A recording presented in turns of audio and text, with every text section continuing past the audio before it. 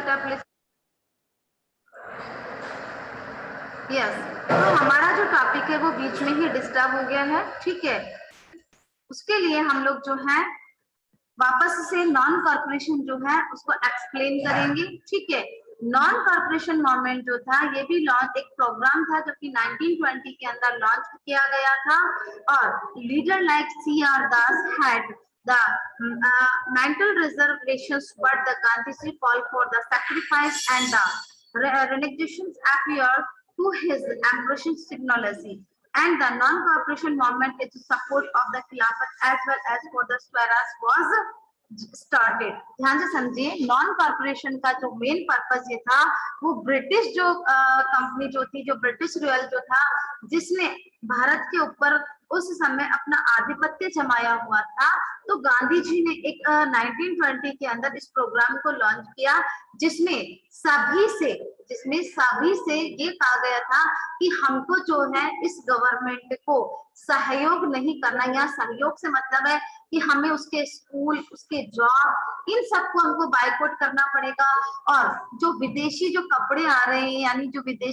विदेश से यानी इंग्लैंड से जो कपड़े कंस्ट्रक्ट होकर के आ रहे हैं, हमको उसका यूज नहीं करना है, हमें उसे बायकॉट करना है। इस प्रकार के कॉर्पोरेशन को स्टार्ट करने के लिए, और ये जो था ये जो कॉर्पोरेशन था यानी नॉन कॉर्पोरेशन जो मूवमेंट था वो इन सपोर्ट ऑफ खिलाफत यानी खिलाफत के सपोर्ट के अंदर था, as well as for Swaraj, और स्वराज की मांग को लेकर के भी इसको लॉन्च किया गया था।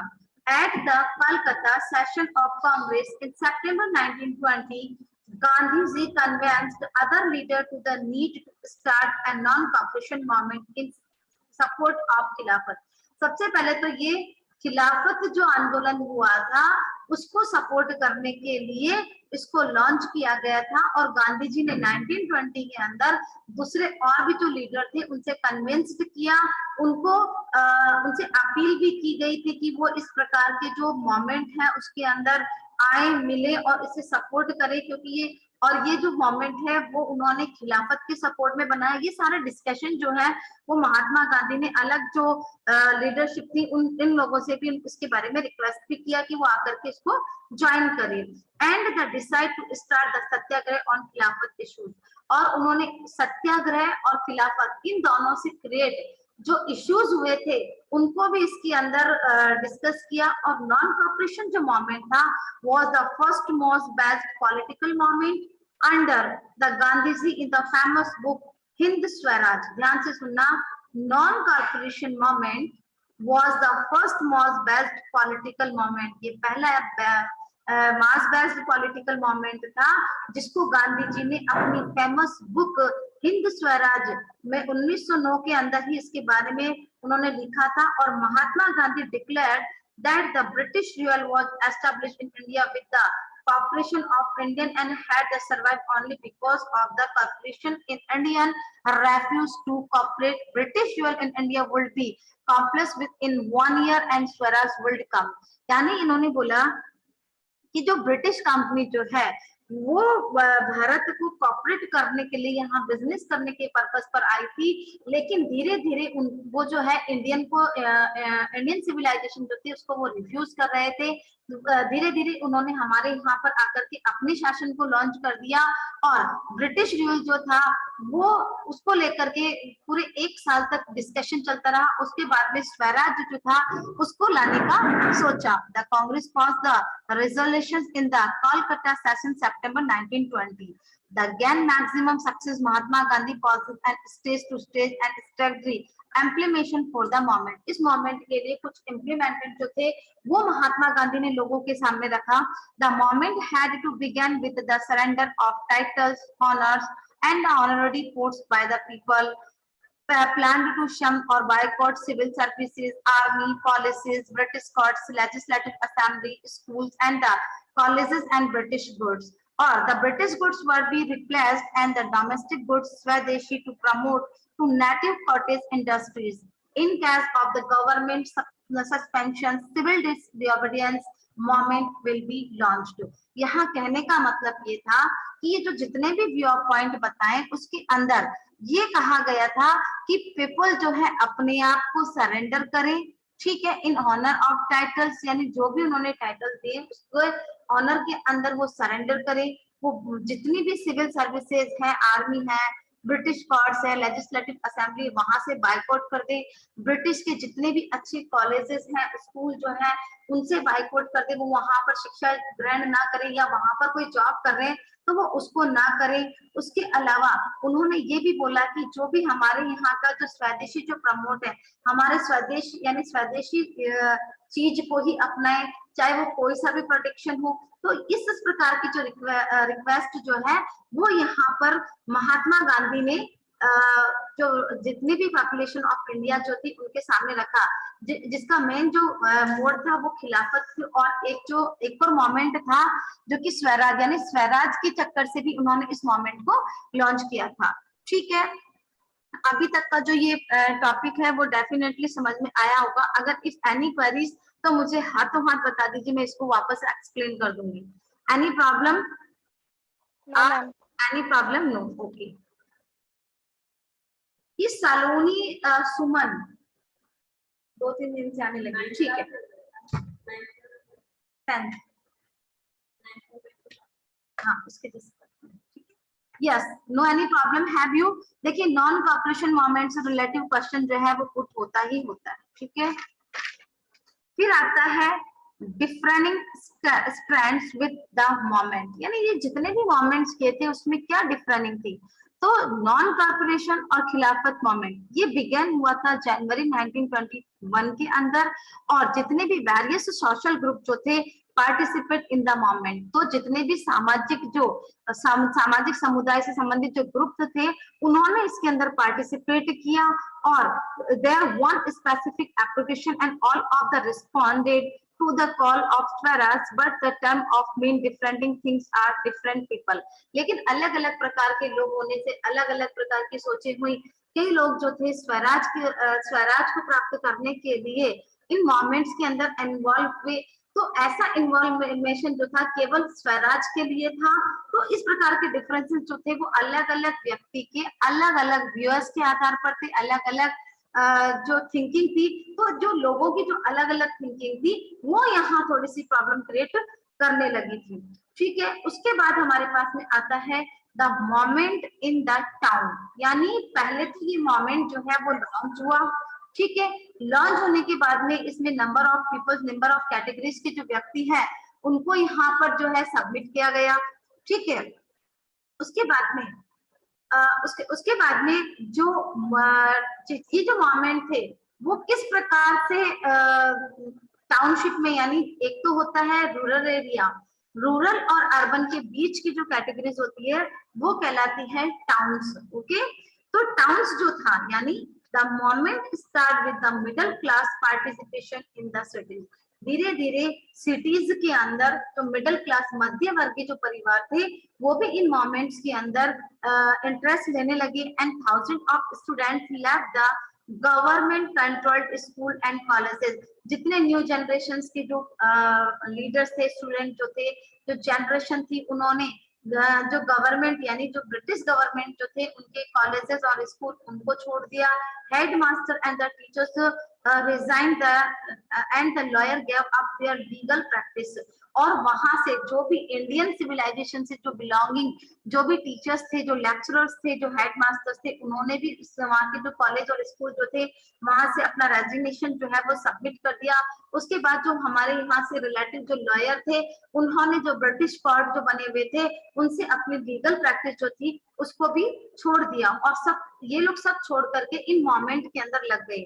The council elections were the boycotted in the most provinces except Madras were the Justice Party, the party of the non-Brahmins। यानी एक काउंसिल इलेक्शन जो थी जो बाइकॉटेड हुई गई थी प्रोविंसेस एक्सपेक्ट में, मद्रास की बात कर रहा है, तो उसमें पार्टी जो थी वो नॉन ब्राह्मण यानी उसमें ब्राह्मण जो थी उसको इंक्लूड नहीं किया गया था। Felt that the end the council was on the way ganging the power and sometime the only existence of ब्राह्मण। ब्राह्मण को बाद में इन्होंने एक्सेस किया क्योंकि ब्राह्मण जो था वो अदर कैटेगरीज ऑफ कास्ट जो थी उसको इन मोमेंट में इन्वॉल्व नहीं होने देना चाहता था, क्योंकि उस समय कास्ट सिस्टम जो था वो थोड़ा हावी था।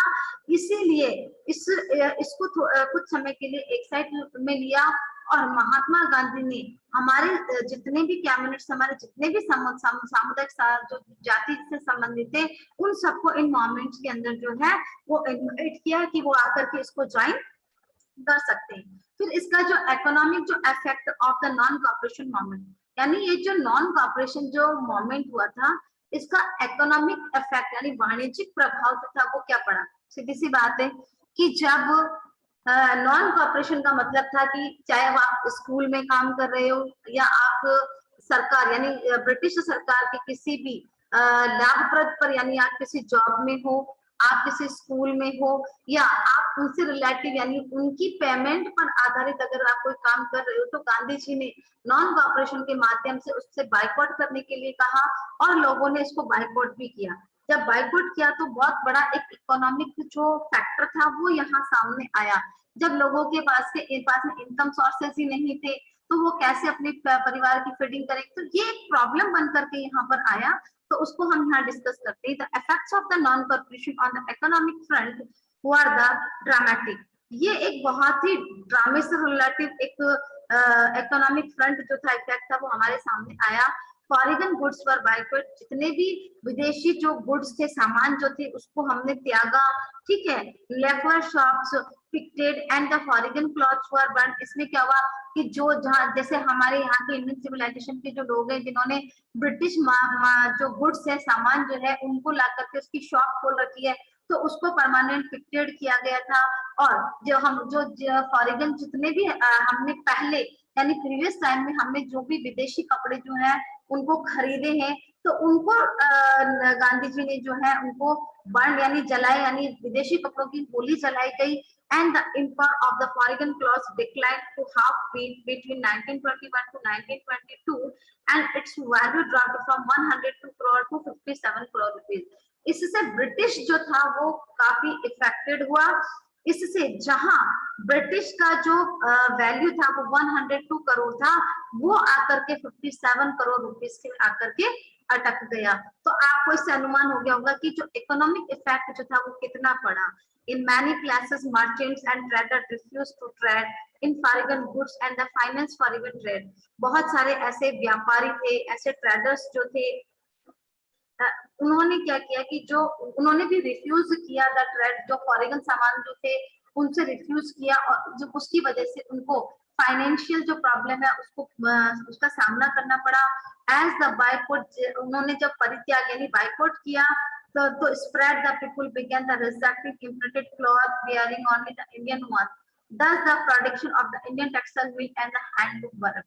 जब उन्होंने विदेशी कपड़ों को, सामानों को जब त्याग किया, तो वो अपनी जो देश यानी जो देशी जो थिंग थी उसके ऊपर आए।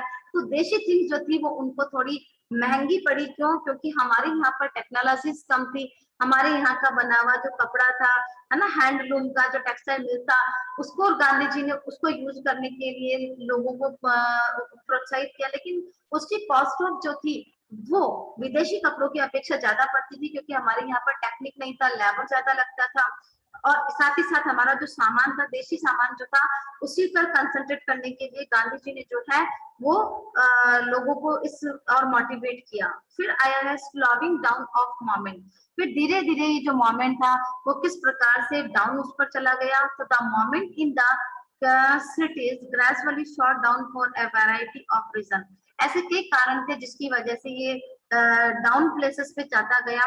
Khadi cloth was more expensive, जो कि मैंने आपको पहले ही बताया कि खादी जो था वो बहुत ही महंगा पड़ रहा था, mill cloth, and the poor people could not buy it, क्योंकि खादी जो था वो बहुत महंगा पड़ रहा था।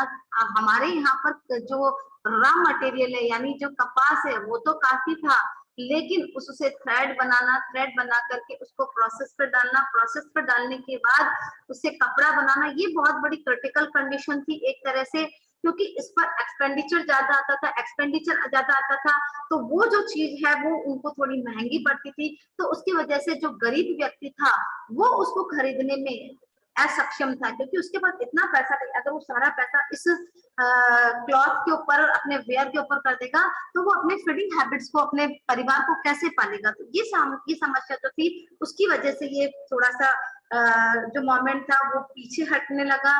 The boycott of the foreign goods could and continue for long. ज्यादा लंबे समय तक अगर इस चीज की बायकॉट की अगर हम बात करते हैं तो लोगों के पास में अपने यहाँ का मटेरियल खरीदने के लिए जो कॉस्ट ऑफ पेमेंट थी वो नहीं थी। Similarly boycott of the foreign institute to cause a problem, no alternative institutions were set up in their classes. So the teachers and students finally had to resume their studies and jobs in government schools. Lawyers joined back government course. जब economic factor लोगों के सामने आने लगा, कुछ समय तो लोगों को ठीक लगा कि हमें स्वराज मिल जाएगा, लेकिन कितने समय, 1 मंथ, 2 मंथ, 3 मंथ, लेकिन ये मोमेंट इतने लंबे चलने वाले थे तो लोगों को ये बात समझ में आई और धीरे धीरे जो पॉपुलेशन थी वो वापस कन्वर्ट होने लगी। लॉयर जो है उन्होंने अपनी प्रैक्टिस वापस ब्रिटिश उसके अंदर चालू कर दी, जो टीचर्स वगैरह थे उन्होंने वापस ज्वाइन किया, जो स्टूडेंट्स थे उन्होंने इंस्टीट्यूशंस को वापस ज्वाइन किया। तो इस प्रकार से एक ये कुछ ऐसे रीजन थे जिसकी वजह से ये स्लोइंग डाउन जो मोमेंट था वो नीचे गिरता ही चला गया। उसके बाद में नेक्स्ट टॉपिक जो है we will be discuss in next class. Okay, so here I am going to end your class. Any queries anybody's have? No any problem? Have you anybody's? Every concepts are clear now? So then I will going to end this meeting.